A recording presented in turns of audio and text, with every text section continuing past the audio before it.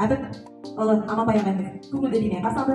Және соған қоса мектеп бүгінгі жаңалық зерттеу тәжірибесімен бөлісіп, қызықты ойындар қойды.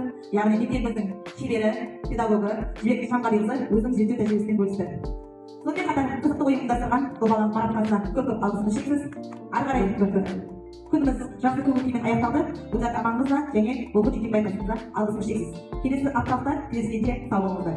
Аян апай, біздің топқа бір 2 минуттың ішінде осы бүгінгі күнге байланысты 4 жол өлең жазу бұйырған екен. Біздер бүгін міне апталықты қорыттық, жоспарлаған барлық істі бітірдік. Бастауыштың ұстаздары ұйымшыл, қиындықтан ойымаған ешқашан.